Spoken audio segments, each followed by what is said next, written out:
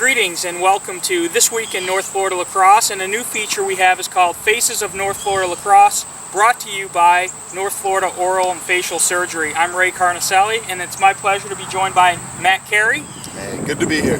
And you may recognize Matt's voice. He's done some games with me on the radio in our Brumos High School Game of the Week. And Matt, thanks so much for coming out and talking to me this morning. Oh, happy to be here, Ray, and I should thank you. I have a great time getting on the radio and watching all the kids in North Florida. The talent is blossoming right now. It's been a great couple of years since I've been in town, and it's just getting better and better. Well, the Armadillos have practice this morning, so I caught Maddie before they get out on the field.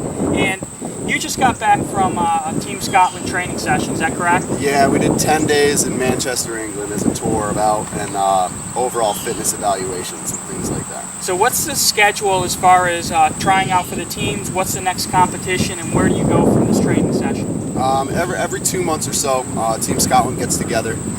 North American-based players only have to attend 1 or 2 sessions a year just to re-qualify, show them that you still have your legs, and show them that you've been doing the workouts that these guys have been doing on your own. So you're talking about the Federation of International Lacrosse. Yeah, the FIL is the governing body of it all. Our next Team Scotland event will be in Long Island, so all the boys are going to be coming over. We have a handful of guys from Canada, a man in Australia, all coming in. We're going to join forces in New York and take on a few of the Long Island colleges. So they're exhibition games. Exactly. It's an international friendly. It's a great way for these college teams to get a good fall ball game in as well. And so what's the next international competition that Team Scotland participates in? We're building up and trimming down for the 2014 World Games held in Denver. There is a countdown going. Something like 316 days left. I'm not the man to know.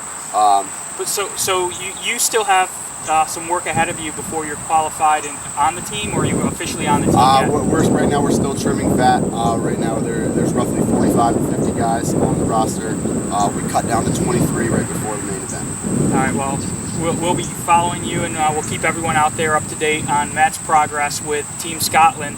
So let's talk a little bit about the Armadillos. You come from Kennebunkport, Maine, played college lacrosse in Pennsylvania at Messacordia, and you meandered your way down here to Jacksonville and hooked up with the Armadillos. Tell me how that all came about. Just slowly making my way down 95. As the summers got more desirable down here, for me it was easy to stay. So right now I've been down in town for about 7 years, joined up with the Armadillos almost first thing through my job connection. Ryan Light, a character that you may know from Team Ireland. He got me to come on out, and I don't think I've missed much since. Yeah, Matt's an integral part of the team, one of the team captains, and he's been a driving force behind getting the guys committed and focused on the goal. And I've been talking since I've met you and since we won the championship in '94 about what a great experience that was in '94, and when were the Armadillos going to be able to get that elusive championship, and the boys came together and did it last year. Tell me how exciting that was. An amazing thing. We had recently gone back to change our name to the Roadside Armadillos, kind of to honor the tradition that was here in the past, a winning form that you were a part of, Scooch was a part of, a handful of guys still on the current roster.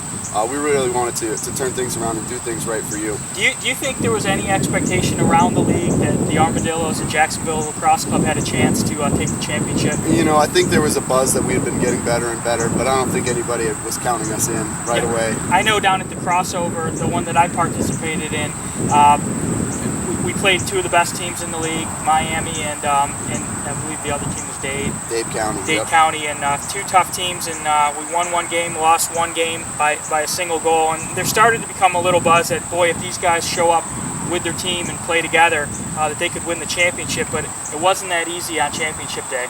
Yeah, championship Sunday rolled around, and we found ourselves in a pretty big deficit. I think it was 9 goals. 8 to 2 or 9 to 2 early on in the first quarter. 9 goals is a lot to give up in 1 quarter, as you know, standing in the net. So it wasn't me. It was James Toohey. He redeemed himself, though. But we slowly chipped away. We played 1 at a time and just kind of gathered ourselves on the defensive end. And you talk about the team and the Florida Lacrosse League. If you're not aware, it's post-high school, really. Most of the guys have played in college, but not all of them. And the talent has just been improving in my 20-plus years in the league. You have professional players like Chaz Woodson, and Doug Shanahan, and you've got world team players like Graham Gill, who plays for the Gainesville Lacrosse Club. Hogtown is their team name, who's here in town, and so there's a high level of talent. The Armadillos didn't have any of those marquee names, but boy, there were some good players on that team. Yeah, just proving the old adage that being a team, working as a team, and togetherness really plays a bigger impact than any individual player can have. We're kind of a culmination of MCL.